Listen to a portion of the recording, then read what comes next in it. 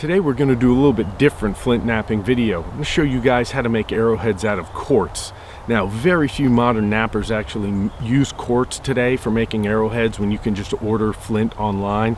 But on the eastern seaboard where I live, quartz was used very heavily in prehistoric times, and the vast majority of the points that you find are made out of quartz. So today we're going to get into it. I'm going to show you guys how I make quartz arrowheads. This is a piece of crystally quartz. I think I picked this up in Virginia when I was up there visiting my mom last time. Quartz is a bit challenging to work. It's very brittle. It can have cracks in it. Can also have almost like internal fracture planes or cleavage planes to a certain degree. So this stuff can be challenging to work. It's also very brittle and can be very weak. So we're going to give it a shot and see what we can make out of this. I'm also going to be using all Aboriginal tools whenever possible. I'm going to do my best to avoid using any modern tools. I'm just going to use antler and hammer stones for this. Let's see what I can get out of this. I'm not sure about how good this piece is going to be. It looks like it's got some cracks in it, but we'll give it a shot. I'm going to be using a big heavy moose antler today to knock these flakes off of here. Sometimes this quartz likes a softer hammer instead of a hard hammer stone. Hard hammer stones tend to send fractures in all directions. So let's see what we can get out of this. Oh yeah, look at that. Peeled off a pretty nice flake.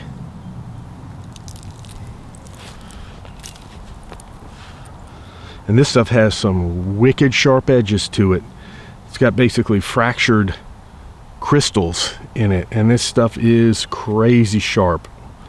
Doesn't look as clean as flint, but trust me, this stuff will work. Whew, man. Well, there's a decent flake. Could probably make a tool out of that.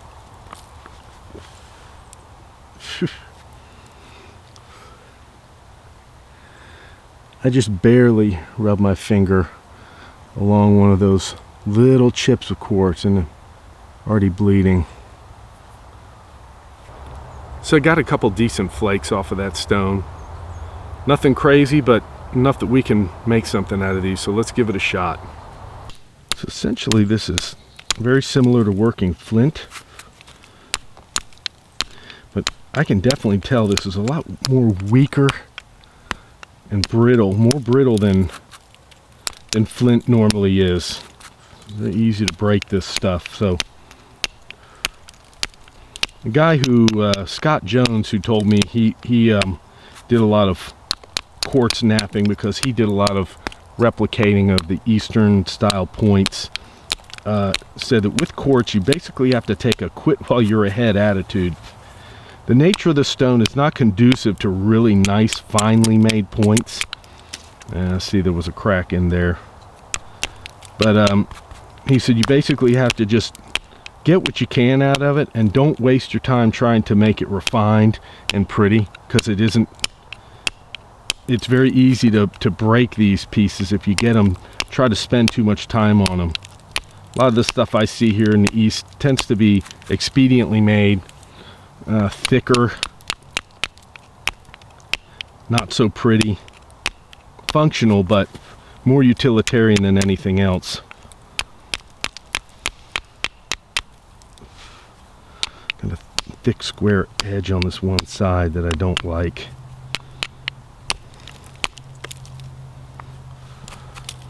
These flakes don't tend to travel as cleanly either. They tend to wave and step more commonly than flint, because the nature of this stuff has got different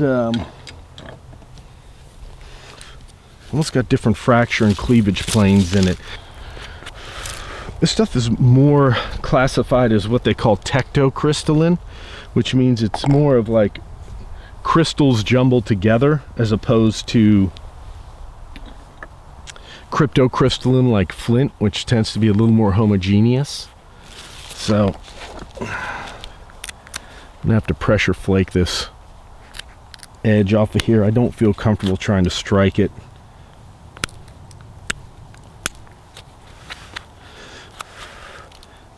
Once I can work into this a little bit, then I can do the zigzag technique removing this square edge. Technique for working quartz is essentially the same as working flint. Same rules apply, setting up your edges, grinding them. You see I'm getting these nice clean flakes to come off now. Going almost all the way across the face. That one just about did.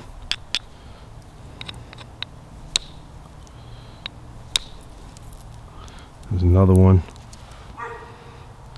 Very common to what you find out on those prehistoric sites, little quartz chips like this. I don't want to get this piece too thin though. I need it to have some strength and some body to it.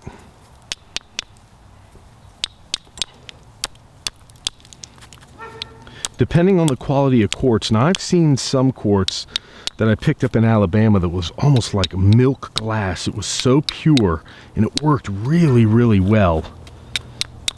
Now that you can do much more refined points, but this stuff, not so much.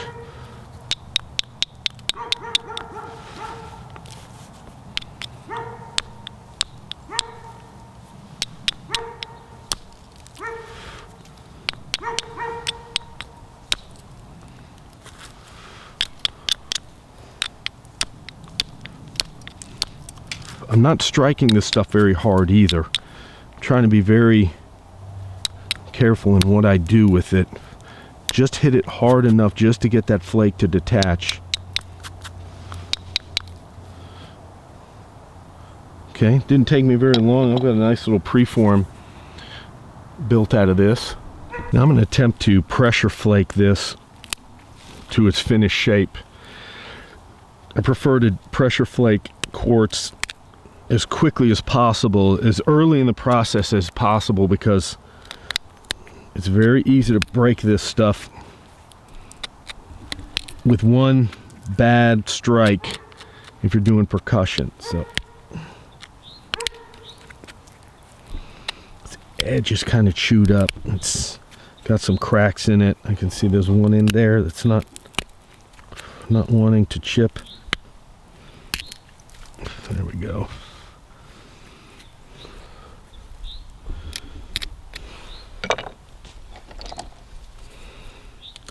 A little bit finer antler tool.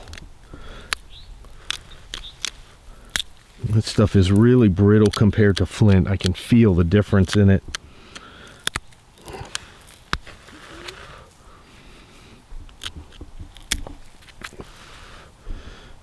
I think this is another reason why the old guys just, for the most part, didn't really spend a whole lot of time making beautiful quartz points. There were some, but it also depends on the quality of the stone and the skill of the worker, the craftsman, so that can play a big role in it. Whenever I've made quartz points, of course, the better quality, more homogeneous quartz lends itself to more refined tools. I'm going to try to hit it right on that. So, see what we can do here.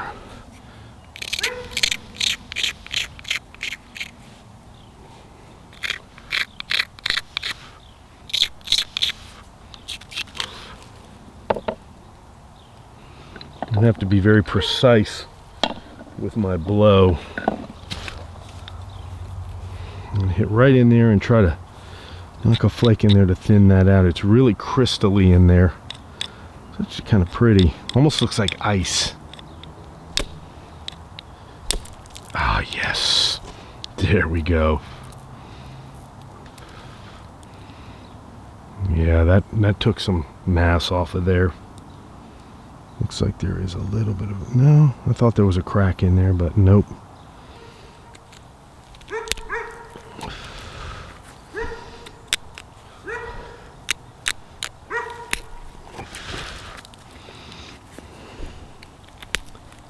Little pressure flakes coming off. It's cleaning it up nicely.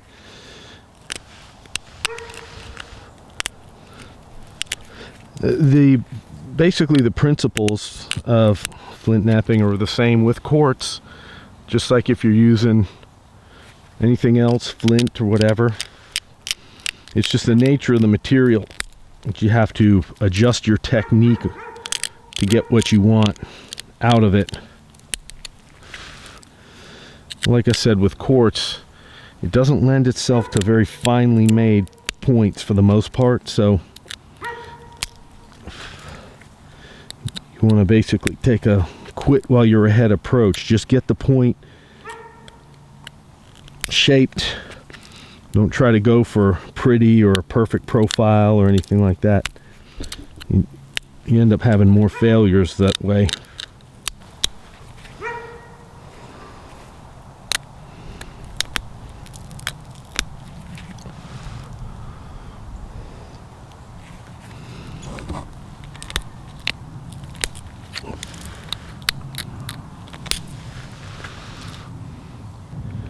One thing about this stuff is, man, when you chip it, those flakes tend to just almost crumble. They almost turn into powder. And you're pressure flaking, and it's like all these little slivers.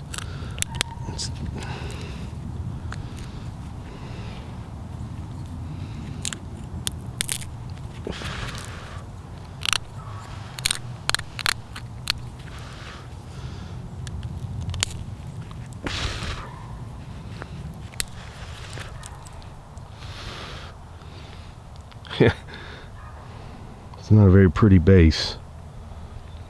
Maybe I clean it up a little bit and maybe do a little bit of justice to this piece of quartz. Make it at least look somewhat decent. Show those old guys I honor their skills and their abilities, and will make them proud. Man, that stuff, damn, it's sharp, boy. Whew. Those fractured crystal edges, nothing to laugh at. Not looking too bad. I'm just going to clean it up a little bit and give this thing a little bit more of a symmetrical shape.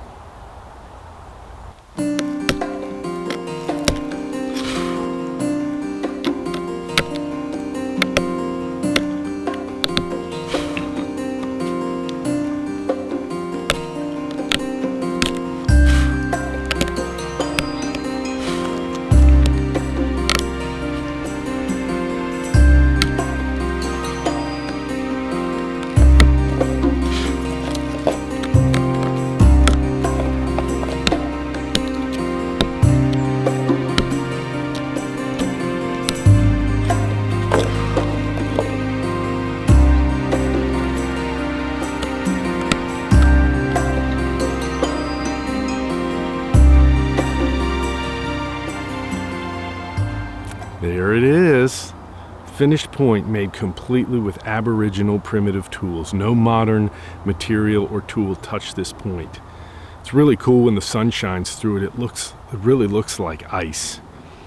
But not the prettiest point I've ever made. It's a little bit thick and clunky, but more than capable of taking down a deer. And believe me, I actually killed a deer with a quartz point. Very similar to this one.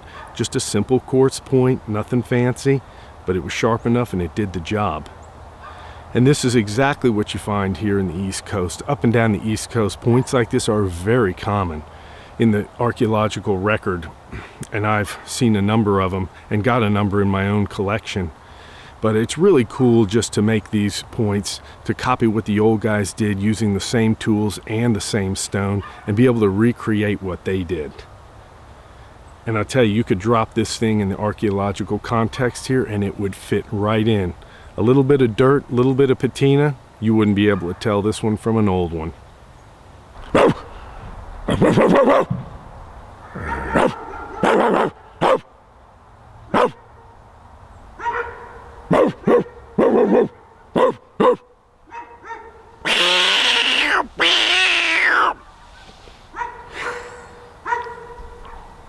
Shut up!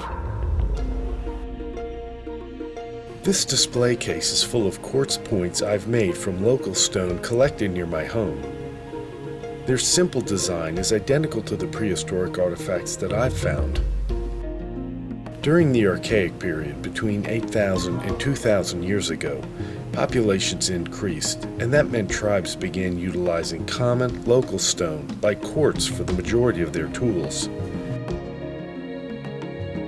It's a challenging stone to make tools from, but with practice you can make surprisingly sharp, effective hunting points and butchering tools from quartz.